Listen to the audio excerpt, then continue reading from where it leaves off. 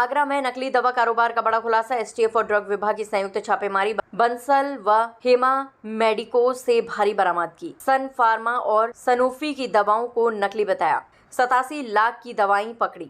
Bill मात्र 10 लाख का। Grey market में 1:10 के अनुपात से हो रही थी सप्लाई। हेमा मेडिकोज मालिक हिमांशु ने दी 1 करोड़ रिश्वत की पेशकश। रिश्वत के तौर पर दिए गए 1 करोड़ रुपया बताया जा रहा है हवाले का। रिश्वतखोरी पर एंटी करप्शन एक्ट में मुकदमा दर्ज। आरोपी हिमांशु अग्रवाल गिरफ्तार। अब तक लगभग 2.5 करोड़ की रिकवरी। छापेमारी जारी। कई गोदाम और लोकेशन सील। बड़े रैकेट की जांच पड़ताल शुरू। मेरठ, एटा, बस्ती, आगरा, मैनपुरी, कानपुर की औषधि विभाग। देखिए, सूचना प्राप्त हो रही थी कि नकली दवाओं का कारोबार बृहद स्तर पर उत्तर प्रदेश में आ रहा है, जिसके अंदर आगरा जो है मेन रूप से फाइंड आउट हो रहा था। उच्च अधिकारियों के द्वारा एक संयुक्त टीम का गठन किया गया, जिसमें एसटीएफ को और ड्रग विभाग की तरफ से मेरे को नामित किया गया।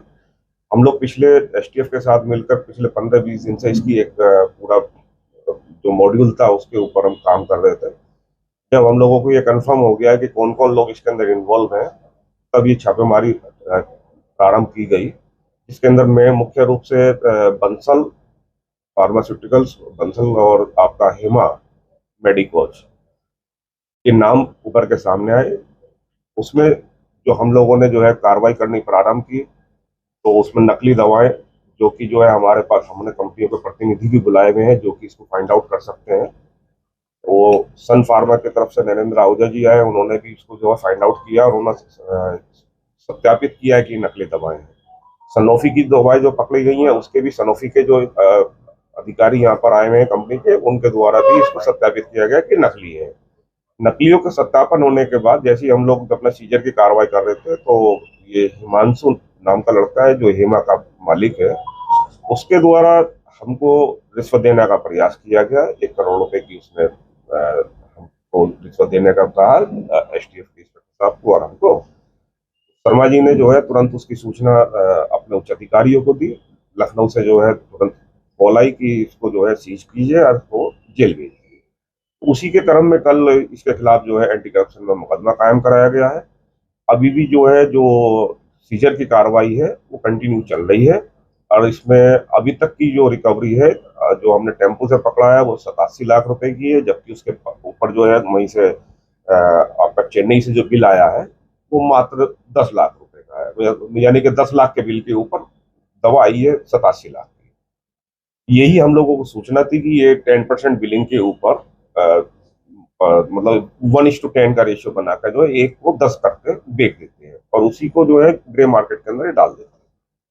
इस तरह से जो है ये सारी सूचनाएं जो है प्रमाणित हो रही हैं और जो 1 करोड़ रुपए की रिकवरी हुई है उसमें एंटी करप्शन अधिनियम के तहत मुकदमा कायम किया जा सका। हिमांशु को अभी गिरफ्तार कर लिया गया है।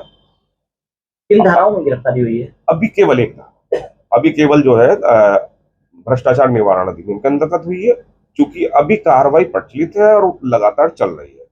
अभी तक की जो आपको रिकवरी है वो कल लगभग 2.5 करोड़ रुपए की रिकवरी हो चुकी थी। अभी भी भारी मात्रा में, मतलब इतने भारी मात्रा में वहां पर गोदाम के अंदर दवाएं हैं कि उसको हम खुद नहीं समझ पा रहे हैं कि इसमें मतलब क्या पूरा का पूरा गोदाम इंटैक्ट भरा पड़ा है। अभी भी 5-6 लोकेशंस जो है वो सीज की हुई हैं।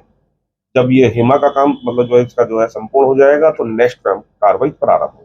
ये माल आया था चेन्नई से, कहाँ सप्लाई किया जाना था?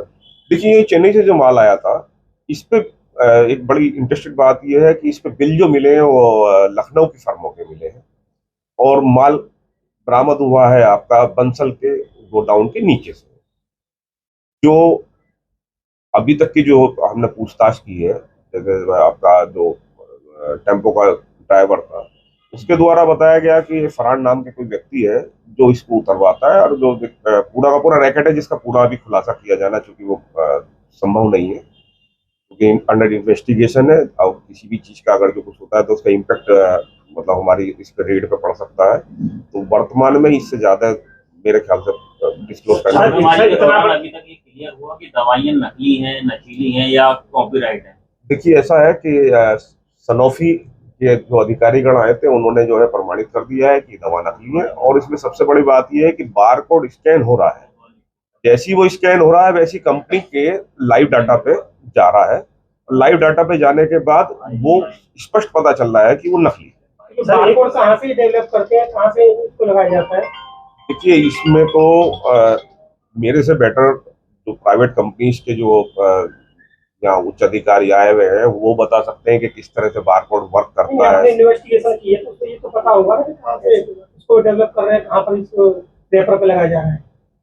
देखिए वो इनिशियल जानकारी आ चुकी है, लेकिन डिस्क्लोज करने पर कहीं ऐसा ना हो कि ये पूरा का पूरा रैकेट जो है मतलब सर इतना बड़ा नरेश जी, हवाला का रैकेट पैसा बताया जा रहा है, करोड़ रुपए दिया गया है क्या? देखिए ऐसा है कि इसमें हम एंटी करप्शन इसके लिए इनकम टैक्स सर डिपार्टमेंट की इतना टीम बड़ा सर बुला दी रैकेट गई। चल रहा था लोकल लेवल पर टीमों को नहीं पता चलता था। तो मार्केटिंग आके लगातार कार्रवाई आगरा में करती हैं, इतना बड़ा- बड़े रैकेट जितने सारे मार्केटिंग आके पकड़ते हैं।